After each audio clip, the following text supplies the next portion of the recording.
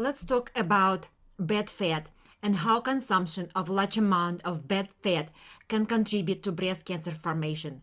And by the way, not only breast, any kind of cancer formation.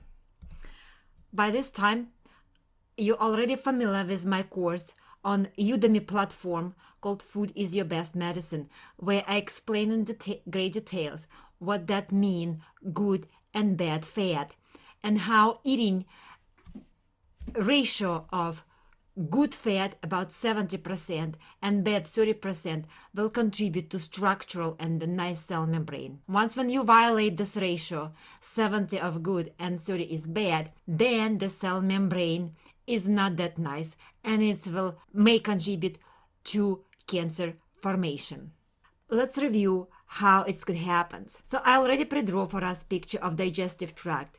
This is the mouth with the teeth. This is esophagus, stomach, small intestine is right here, large intestine is this one, and we go to the bathroom right here. When we put in our mouth good and bad fat, it's get broken into smallest particles in the digestive tract, and the small particles will get absorbed through the digestive tract into the bloodstream. And here we have good and bad fat floating in our bloodstream. Eventually it will get delivered into the cell, and what cell will do, it will rebuild itself, and out of good and bad fat it will build cell membrane, and it's lipid bilayer. Lipid means fat, bilayer means two. This is one, this is the other. One layer, this is the other. When people eat good ratio 70 to 30 of good to bad, then they build this kind of membrane. When they start to violate ratio and they eat more bad, less good fat and more bad fat, so they will have a ratio 60 to 40 or even 50 to 50. As a result, cell membrane is not going to look that nice. The cell will build itself out of substances that are available. Here what happens, here is one piece of fat and there is a couple here more, and here is more, and the different size here. What's the consequences of this not so structural cell membrane? You're already familiar with this cell. Let's say it's a cancer cell, so it has a cell membrane which is made out of lipid bilayer. This is the nucleus. Genetic information is right here.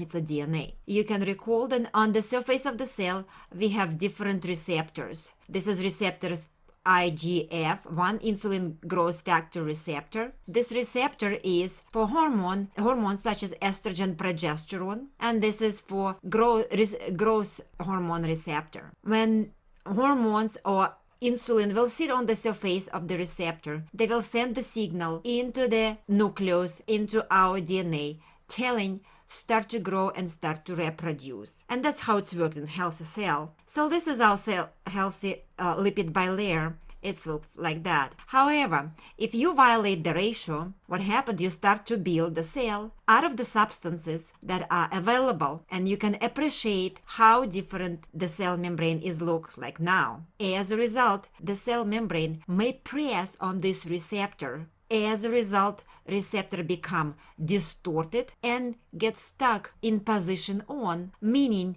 that it will constantly be sending signal into our nucleus and DNA, telling the nucleus and DNA start to grow and start to reproduce, start to grow and reproduce day and night. And if that happens to be a cancer cell, it will grow and reproduce faster and faster and faster. So what we can do to change the structure of lipid bilayer, we have to return to eating good ratio, a good to bad fat. So we need to consume more of good fat in form of fish oil supplements, nuts and seeds, avocado, olive oil, and other vegetable oil. Now, the task for today is go and look at your diet and see if you eating good to bad ratio 70 to 30.